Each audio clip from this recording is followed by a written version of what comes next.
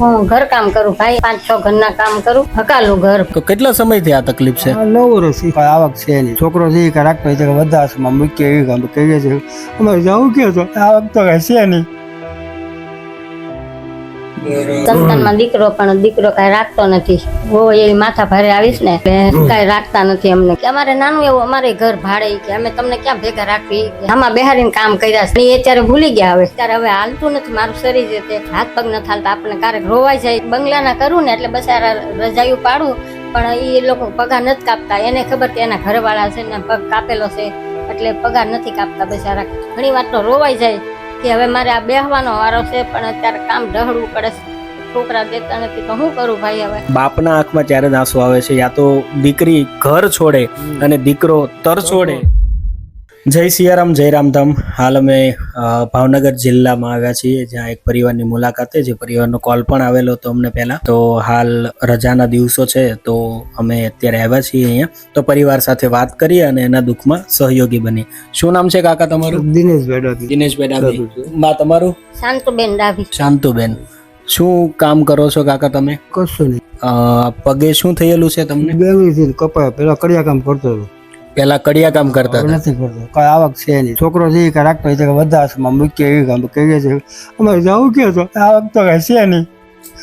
બરોબર. શું કહે છે છોકરો તમારો? એમ કે આશ્રમમાં મૂક્યું એમ કે છે. અમે ના પડી આશ્રમ નથી જવું. બરોબર છે. તો કેટલા સમયથી આ તકલીફ છે? 9 વર્ષથી. તમે માસી શું કરો છો? તો હું ઘર કામ કરું ભાઈ, 5-6 ઘરના કામ કરું, હકાલું ઘર ભાઈ. એ અપંગ ક્યાં જઈએ કે કઈ એઠે ન ઉતરે કે દાદરો કઈ.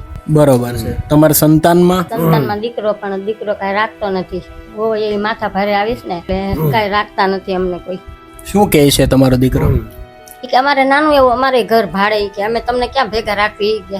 બરોબર છે. તો પૈસા ટકે તમને કઈ સેવાની હેલ્પ નહીં કરે? કોઈ દી નહીં. તો બેન, તમારા પેટમાંથી તમે જન્મ આપેલો બાળક ના રાખે તો દુઃખ નહીં થતું હોય? થાય ઘણું ભાઈ, શું કર્યું? આમાં બેહારીને કામ કર્યા છે. એ અત્યારે ભૂલી ગયા હવે.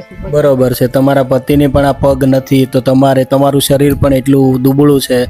શું કરો હવે? 7-8 ઘરના કામ તો કરવા જ પડે. દૂધનું કાઢવાનું, ભાડું કાઢવાનું, બાટલાના કાઢવાના, એટલે કામ તો કરવું જ પડે. અત્યારે હવે હાલતું નથી મારું શરીર છે તે હાથ પગ નથી હાલતા. આપણે ક્યારેક રોવાઈ જાય કે ના કે હવે મારે ઘરે બેહવાનો વારો આવી ગયો છે. પણ હવે કેમ કે ઠેઠ લગીને હવે ઢહળવાના જ છે ભાઈ. બરોબર છે. તો કાકા તમે શું બાળકનું શું કહેતો તમારા છોકરાનું? એ તો જુદા રહે છે એમને એમ તમે આ બેન આશ્રમ મૂકીએ અમે ના પડે છે. એકલા રહેવું ભાડા ભરશું એમ. કઈ સહાય કઈ આપતો નથી. તમારે લોકો સહાય આપે તો ભલો. સાયકલ બાયકલ આપે ને તો સારું એમ. બરોબર છે. ક્યાંય હું બહાર નો જઈએ, કોઈ ઈ નો જઈએ કે કેમ કે એની પગ નહીં કઈ મને કઈ સેમાય લઈ ન કે ક્યાંય આમ લગ્ન પ્રસંગમાં જવું હોય તો ઈ મને હવે કઈ લઈ ન જાય. બરોબર છે. ચોક્કસ. એ તો સમજી શકાય છે, કારણ કે પગ જ નથી અને કોઈ વ્હીકલની સુવિધા પણ નથી તમારી પાસે. તો તમે કામ કરવા માંગો છો? અહીં કઈ સહાય મળે તો કામ કરશું. કઈ પિકઅપ બે મિનિટ છે, કઈ સાયકલ બાયકલ આવે ને તો આપે તો સારું એમ.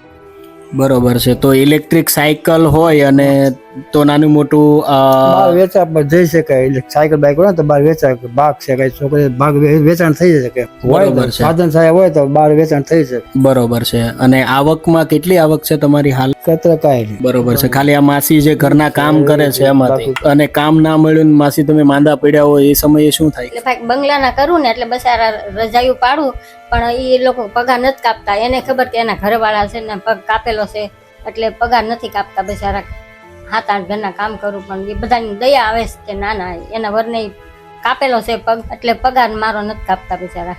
બરોબર છે. તો અને આ ઘર છે એ ભાડા પર છે કે? ભાડું છે. કેટલું ભાડું છે? 2,500. 2500 રૂપિયા ભાડું છે. ભાડું. બરોબર છે. ભેગા રાખી કે પછી આપજો લોકો એમ કે થોડા કટકે આપજો એમ કે. બરોબર છે. તો રામધામ ચેરિટેબલ ટ્રસ્ટ તરફથી હાલ તો અમે રાશનની કીટ લઈને તો આવ્યા છીએ માસી તમારા માટે ચોક્કસથી. અને કાકાએ પણ જણાવ્યું છે કે કાકા કદાચ કામ કરી શકે, પગ નથી એટલે હાલ એની પાસે કોઈ એવી વ્યવસ્થા નથી કે કાકા પોતે બહાર જઈને બી કરી શકે. તો ઇલેક્ટ્રિક સાયકલ યા તો નાની કેબિન જો એના માટે બની જાય, કરિયાણાનો નાનો સ્ટોર બની જાય તો એનું ગુજરાન ચાલી શકે.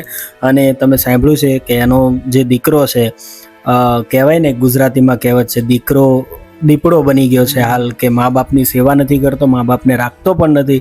બહુ દુઃખદ વાત કહેવાય છે. અને દીકરો એવું કહે છે કે તમે વૃદ્ધાશ્રમમાં જતા રહ્યો, પણ માજી અને કાકા બંનેનું કહેવું છે કે જાત મહેનતે આખી જિંદગી ભલે ડહડા કરવા પડે છે, આ તળપદી લેંગ્વેજમાં કહે છે ડહડા કરવા પડે, મહેનત કરવી પડે તો કરી લઈશું, પણ અમે બંને અહીંયા રહીને અમારું ગુજરાન ચલાવશું.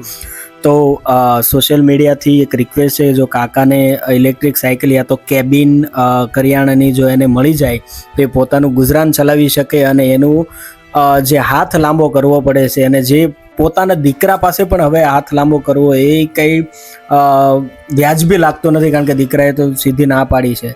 તો એમાં જો આપણે એને સહાયરૂપ થઈ શકીએ તો એ પરિવાર છે એનું જીવન ગુજરાન ચલાવી શકે, બાકી એને કોઈ મોટી રિક્વાયરમેન્ટ છે નહીં.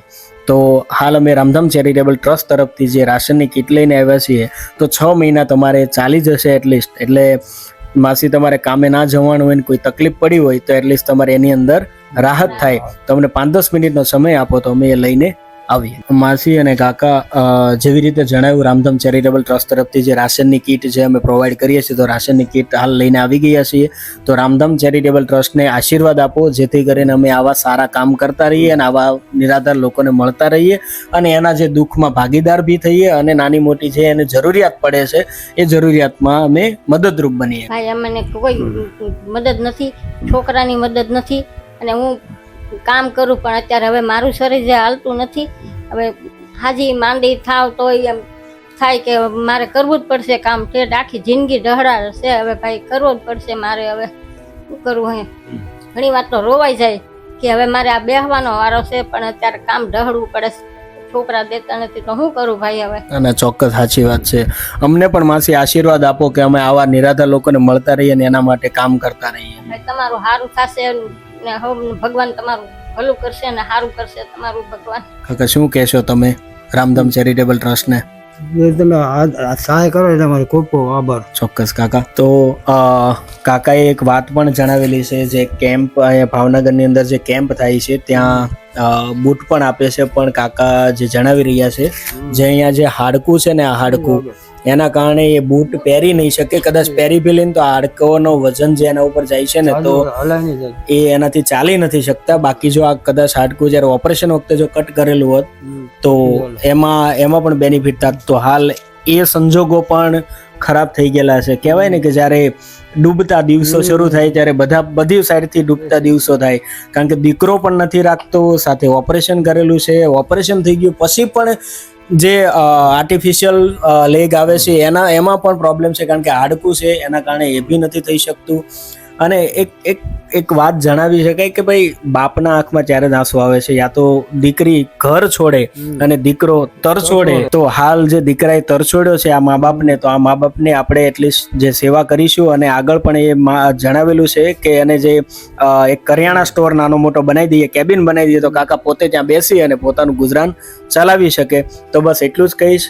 આ વિડીયો આખો જોતા રહેજો, આગળ પણ અમારા ઘણા વિડીયો આવતા હોય છે, ચેક કરતા રહેજો. તમારી આસપાસ કોઈ નિરાધાર પરિવાર હોય તો ચોક્કસથી એનો અમારો કોન્ટેક્ટ કરશો તો અમે એ પરિવાર સુધી પહોંચી શકીએ અને એ પરિવારની મદદ કરી શકીએ.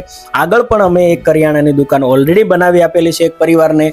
આ પરિવારને પણ સેમ રિક્વાયરમેન્ટ છે, તો આ પરિવાર માટે જો કોઈ આગળ આવવા માંગતું હોય, જો કોઈ ફેમિલી આગળ આવવા માંગતું હોય અને જો રૂબરૂ મુલાકાત પણ કરવી હોય તો પણ આપણે કરાવીશું, અને આ પરિવાર માટે બનતી મહેનત પણ કરીશું. તો કહેવાય ને ટીપે ટીપે સરોવર ભરાય. જો કોઈ પરિવાર નાની મોટી રાહત આમાં મદદ કરે તો આ પરિવારને આપણે એનું ગુજરાન ચાલી શકે એવું કરી આપીએ. બસ એટલું જ કહીશ. જય સિયારામ, જય રામધામ.